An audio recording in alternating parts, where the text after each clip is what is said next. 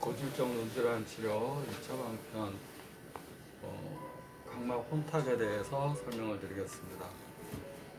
각막은 우리 눈동자는 이 안에 이제 시커먼 부위가 있고 시커먼 부위에 이제 흰 각막이 덮여져 있어서 우리 콘택트 렌즈 같이 이렇게 흰 각막이 덮여져 있어요. 그 부위를 각막이라고 부르고 각막 검은 눈동자 주변에 흰 부위, 그 다음에 위에 상결막, 위에 상결막, 하결막 해서 그쪽은 결막이라고 부르고 눈동자, 검은 눈동자 부위에 흰 렌즈 부위를 각막이라고 이렇게 얘기를 합니다. 각막 안에는 이제 홍채 모양체 맥락막 부위, 큰 이제 포도막 부위가 있고요. 그래서 각 부위 생긴 염증에 따라서 이 검은 눈동자 위에 흰 렌즈 각막에 생긴 염증을 각막염이라고 그러고, 이 주변의 흰 부위 또 밑에 하안검, 하안결막, 위에 상안결막 생긴 부위를 염증 생긴 것을 이제 결막염이라고 얘기를 합니다. 그다음에 홍채, 우리 시꺼먼 부위 홍채 안쪽, 그다음에 모양채, 저 안에 망막 뒤쪽에 맥락막까지 이 염증이 생긴 것을 포도막염. 그래 포도막염은 이 전반부 홍채 주변에 생겼느냐 아니면 또 이제 모양채 중간부에 생겼느냐 뒤에 이제 망막 맥락막 부위에 생겼느냐에 따라서 전반부, 중반부, 후반부로 구분해서 포도막염은 구분하게 됩니다. 그래서 각막은 눈의 검은 자를 덮고 있는 이제 볼록한 흰 렌즈인데 원래는 투명해야 돼요. 투명하고 맑고 깨끗해서 빛을 받아들여서 각막에서 빛을 받아들여서 수정체에서 초점을 맞춰서 망막에 가서 망막의 중심, 황반이라고 그러죠. 황반에 온폭 들어간 부위에 상을 맺혀서 거기서 신경이 우리가 이제 전기줄처럼 이렇게 모아져서 머리카락이 뒤에 묶으면 이렇게 다발로 모아지듯이 이 신경 다발이 모아져서 대뇌 후두, 우리 뇌의 가장 저 뒤쪽에 있는 후두 부에 가서 우리가 이제 본 것을 전기적인 빛 에너지를 전기 에너지로 바꿔서 머리에서 인식을 하게 되는 과정을 거치게 됩니다. 우리가 사물을 보는 첫 번째 관문, 그것이 각막이다 보면 됩니다. 그래서 각막이 홍채 앞쪽에 각막이 뿌옇게 혼탁되고 투명한 조직의 각막이 뿌옇게 이 여러 가지 원인으로 뿌옇게 혼탁된 것을 각막 혼탁이라고 얘기를 합니다.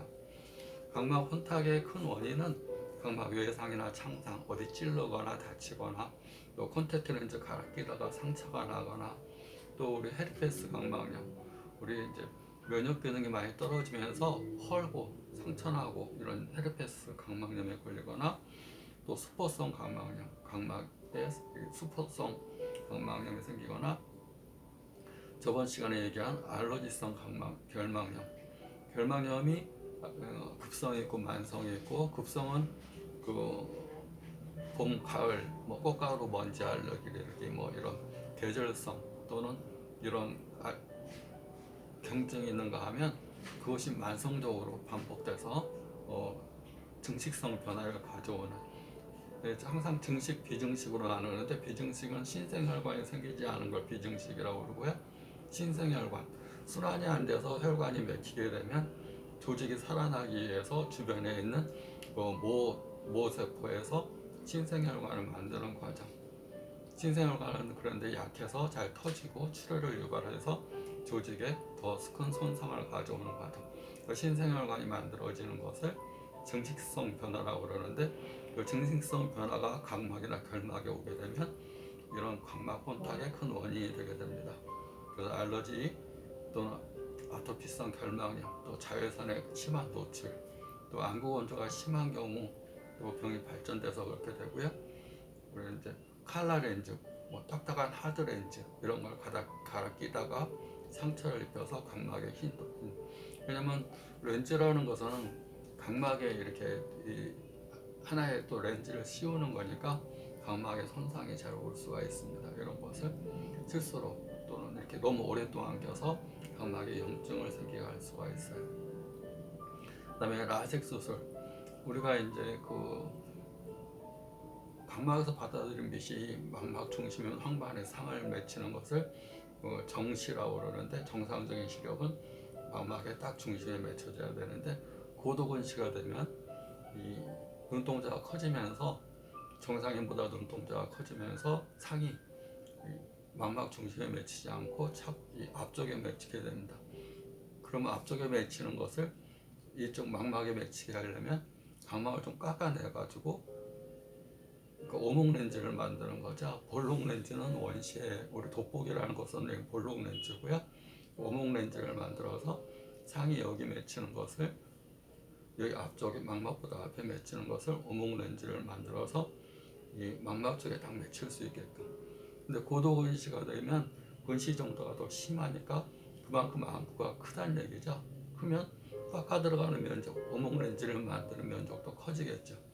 그래서 각막 상피를 벗겨서 수술하는 건데, 근시가 심하면 많은 양의 이 각막을 깎아내게 되면 이 각막에 상처가 심하게 되고, 상처가 심하면 각막에 손상을 가져와서 각막 혼탁의 큰 원인, 눈부심, 안구 건조, 그 다음에 각막의 상처, 그 염증, 혼탁, 이렇게 발전할 수가 있습니다.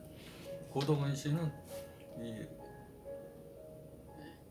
우리가 이제 그 굴절률의 이상, 빛을 받아들여서 굴절시키는 그런 이상뿐만 아니라 망막 쪽에, 우리가 이제 망막의 두께는 눈동자가 크다고 해서 망막이 두꺼운 게 아니라 망막의 두께가 고도근시가 되면 얇아지게 됩니다.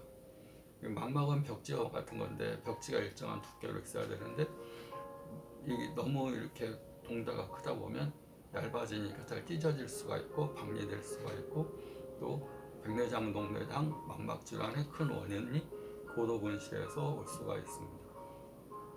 라섹으로 각막을 깎아내는 거. 그래서 고도근시, 시력이 안 좋은 분들은 나이가 먹으면 노안이나 백내장, 녹내장, 또 망막이나 황반 질환이 잘 올 수가 있으니까 정상적인 시력을 가진 분들보다 훨씬 눈 관리를 잘해야 된다고 보시면 됩니다. 시력이 좋아졌다고 눈이 좋아진 건 아닙니다. 시력이 좋아졌다는 얘기는 각막의 굴절률을 맞춰주는 겁니다. 옛날에는 라섹이 없을 때는 안경이 하던 역할을 수술로 각막을 깎아내서 오목 렌즈를 만들어서 초점을 망막에 맞춰주는 역할을 한 것이지, 눈동자 자체를 다 이렇게 건강하게 만든 게 아니기 때문에 항상 눈에 충분한 휴식, 눈에 좋은 음식, 눈에 무리가지 않는 것들을 자주 해주는 게 좋습니다. 근데 고도근시인 분들은 성격이 예민하고 급하고 또 이렇게 그런 분들이 많기 때문에 A형 성격이라든가 뭔가 이렇게 예민하다든가 그러면 훨씬 눈에 안 좋을 수가 있으니까 그런 걸 피하는 게 눈 건강을 위해서 굉장히 중요합니다. 그래서 라섹 수술도 큰 원인 가운데 하나가 될 수가 있습니다. 우리가 이제 아토피성 결막염이나 각결막염 이런 것이 이제 알레르기성 결막염이 심하면 만성으로 되면 증식성 변화가 가져오는데, 이제 알레르기성 결막염의 이제 증상을 이렇게 보면 결막 부종, 결막이 붓고 충혈되고 눈꺼풀에 염증이 있고, 또 유두 비례, 우리가 이렇게 뒤집어 보면 볼록볼록한 유두 모양의 것이 많이 이렇게 크게 나와 있고요. 각막 상피가 결손되고 결막과 피하가 수축되고 각막이 얇아지고 각막 신생혈관이라는 게 생겨요. 각막은 렌즈니까, 렌즈는 혈관이 없습니다. 왜냐하면 혈관이 있으면 투명하지 않잖아요. 혈관이 없어서 우리 투명한 렌즈 역할을 해야 되는데, 그래서 혈관이 없으니까 이 각막이라는 조직은 우리가 이 눈물이 세 가지로 이루어져 있다고 이렇게 설명을 했습니다. 눈물은 여기 마이보험섬에서 분비되는 피지와 그 눈물, 수성층, 지질층, 수성층, 점액층 세 가지로 구분되어 있는데, 지질층, 마이보험섬에서 윤활 작용을 해주는 기름기가 나오고, 그다음에 수분, 수성층, 물 성분이 있고, 물과 기름이 이제 눈에 잘 달라붙을 수, 각막에 잘 달라붙을 수 있게끔 해주는 점액층, 세 가지가 구분되어 있습니다. 그리고 눈 안에 있는 안방수라는 게 모양체, 수정체로 움직이는 띠 같은 모양체 근육에서 분비돼서 눈동자 안쪽을 적시고 이 선유주라는 이 솥불 모양의 통로로 이렇게 나가게 되는데, 그래서 안쪽에 나오는 물과 바깥쪽에서 나오는 눈물에 의해서 각막은 항상 건강하게 유지가, 영양과 산소 공급을 받고 건강하게 유지가 되는데, 이런 알러지식 결막염으로 인해서 각막이 붓고 각막의 상피가 결손되고 각막에 혈류 공급이 안 되는 상황. 왜냐면 결막에는 혈관이 많거든요. 그런데 그 염증에 의해서 각막에 이제 영양 공급이 안 되게 되면 이제 신생혈관, 각막 신생혈관이 생기게 되고요. 이 혈관은 약해서 잘 터지고 그런 것이 될 수가 있습니다. 그러면서 이제 각막이 원추 각막, 각막이 이제 원뿔 모양의 이렇게 각막으로 변형될 수가 있고, 그럴 때 이제 병원에서 이제 스테로이드를 많이 쓰다 보면 또 백내장, 녹내장, 각막 부종 이런 게 올 수가 있어서 면역 억제제를 쓰게 되면 헤르페스 각막염 병에 대한 감염력이 떨어지면서 헤르페스 각막염이 될 수가 있습니다. 또 백내장, 또 망막 박리 비비다 보면 기계적인 자극에 의해서 망막 박리나 이런 것도 올 수가 있습니다. 그래서 각막은 혈관이 없어 투명한 조직이고 눈물과 눈 속의 안방수에 의해서 영양과 산소 공급을 받는데, 만성적인 염증은 혈관을 만들게 해서, 왜냐하면 혈류순환이 안 되니까 혈관을 만들게 해서 그 혈관은 잘 터지고 혈액 속에 있는 혈장 성분, 끈적끈적한 혈장 성분에 의해서 각막이 이 지방 질이 쌓이고 각막이 누렇게 혼탁되는, 그래서 시력 장애를 가져올 수 있습니다. 각막 혼탁으로 인한 증상은 투명한 각막이 혼탁하게 이렇게 뿌옇게 되면 시력 감소가 많이 오게 되는데, 혼탁된 부위에 따라서 또 틀립니다. 각막 혼탁이 눈동자 주변으로 이렇게 혼탁이 있게 되면 시력 장애는 심하지 않은데, 이것이 눈동자 중심으로 시꺼먼 홍채, 이 눈동자 중심으로 인해서 각막이 이렇게 혼탁이 심해지면 시력 정도가 심해집니다. 눈동자를 완전히 가리면 안 보이게 되죠. 검은 눈동자를 완전히 가리면 안 보이게 됩니다. 그래서 각막이 두께가 갈수록 두꺼워지고 눈동자 중심으로 이동하고 이런 증상들이 나타나게 되고요. 또 이제 이 각막 혼탁이 있게 되면 이쪽은 혼탁이 되고 이쪽은 혼탁이 되지 않으면 굴절 이상, 또 불규칙적 난시, 부정 난시 이런 게 생기게 되고, 혼탁 주변으로 이제 혼탁돼 있으니까 이제 눈부심 이런 것이 올 수가 있습니다. 이제 치료는 구분해서 치료를 하는데, 각막 혼탁의 위치와 심한 정도, 급성이냐 만성이냐 기타 또 다른 동반 질환이 있는지를 함께 보고 구분해서 치료를 합니다. 그래서 눈동자를 다 가릴 정도가 되고 생활에 불편할 정도가 되면 각막 이식이라는 걸 하게 됩니다. 근데 각막 이식은 거부 반응이 있을 수 있는데, 눈이 아프거나 충혈되거나 또 시력이 많이 떨어질 수가 있거나 또 일시적으로 안압이 오르고 각막이 붓고 또 그런 증상이 올 수가 있고, 난시와 백내장이 올 수도 있습니다.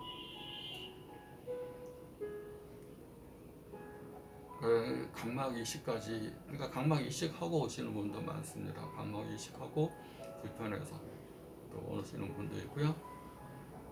그러니까 사소한 실수, 렌즈 끼다가 상처 입힌 거, 또는 알레르기 결막염을 초기에 치료를 제대로 못해서 만성적으로 갔을 때 아까 설명한 신생혈관도 생기게 되고 각막이 위축되고 각막이 기능이 원추 각막도 생겨서 난시도 되고 헤르페스 각막염도 되고 백내장 망막 박리까지 시작은 알레르기 결막염에서 시작될 수가 있습니다.